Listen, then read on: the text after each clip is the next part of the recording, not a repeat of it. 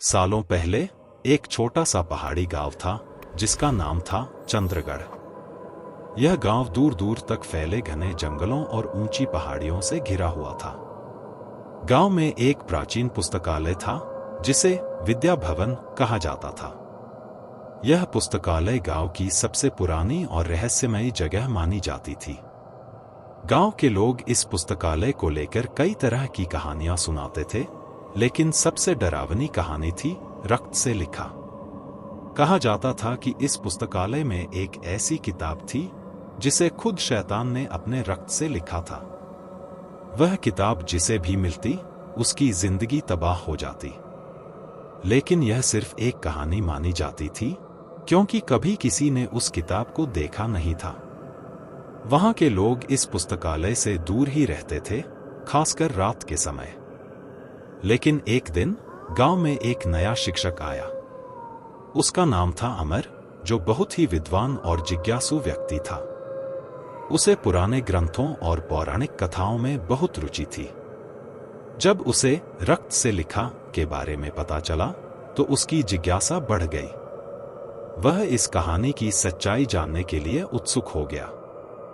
एक दिन अमर ने गांव के बुजुर्गों से उस पुस्तकालय के बारे में पूछताछ की। सभी ने उसे वहां जाने से मना किया, लेकिन अमर ने उनकी बातों को अनसुना कर दिया। उसने तय किया कि वह स्वयं विद्या भवन जाकर इस रहस्य की पड़ताल करेगा। अमर ने एक रात पुस्तकालय जाने का निर्णय लिया। वह पुस्तकालय तक पहुंचा और भारी लकड़ी का दरवाजा खोला। अंदर अजीब सी ठंडक थी और दीवारों पर लगी मशालें हल्की हल्की जल रही थी। अमर ने अपने हाथ में टॉर्च ली और पुस्तकालय के अंदर गहराई में जाने लगा। वहां हर तरफ प्राचीन किताबें और ग्रंथ रखे हुए थे। अचानक उसे एक कोने में एक अलमारी दिखाई दी, जो बाकी अलमारियों से अलग थी। उसकी लकड़ी काली और चमकदार थी, मानो उसे किसी विशेष लकड़ी से बनाया गया हो। अमर ने उस अलमारी का दरवाजा खोला तो उसके सामने एक पुरानी धूल से ढकी हुई किताब थी। वह किताब बाकी किताबों से अलग थी। उसके कवर पर गहरे लाल रंग से कुछ लिखा हुआ था जो साफ नहीं दिख रहा था। अमर ने वह किताब निकाली और उसके पन्नों को पलटने लगा। जैसे ही उसने पहले पन्ने को पलटा, उसे लगा जैसे पन्ने पर कुछ लिखा हुआ नहीं, बल्कि उकेरा हुआ हो। वह अजीब सी भाषा में लिखा हुआ था जो अमर ने पहले कभी नहीं देखी थी। उसने टॉर्च की रोशनी में उस लेख को ध्यान से पढ़ने की कोशिश की, लेकिन तभी उसके हाथ पर कुछ गिरा। जब उसने देखा तो उसकी उंगलियां खून से लथपथ हो चुकी थी। अमर घबरा गया, लेकिन उसने खुद को संभाला। तभी उसे ऐसा महसूस हुआ कि उस कमरे का तापमान तेजी से गिरने लगा है और चारों ओर से भयानक हंसी की आवाजें आने लगी।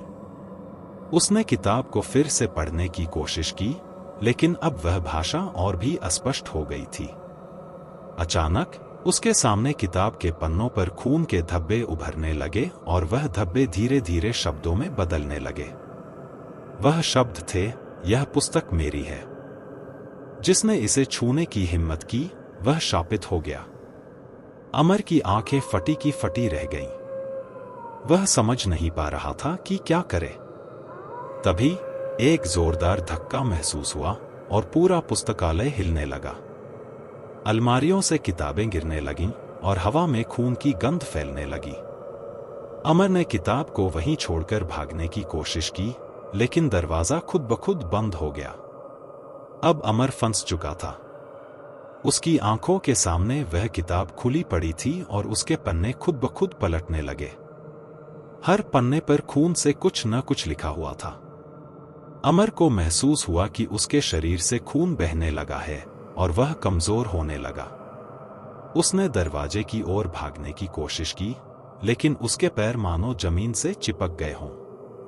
तभी उसने एक आखिरी कोशिश की और जोर से दरवाजे की ओर दौड़ा, लेकिन उसके सिर में जोरदार धक्का लगा और वह बेहोश हो गया। सुबह होते ही गांव वालों को विद्या भवन से चीखने की आवाज सुनाई दी। जब गांव वाले वहां पहुंचे तो उन्होंने अमर को बेहोश अवस्था में पाया। उसके शरीर से खून बह रहा था और उसके हाथों में वह खतरनाक किताब थी। गांव वालों ने तुरंत उसे अस्पताल पहुंचाया, लेकिन वह अब कभी भी सामान्य नहीं हो सका। अमर अब सिर्फ एक बात कहता था, वह किताब शापित है, उसे मत छूना। वह शैतान का लेख है, रक्त से लिखा।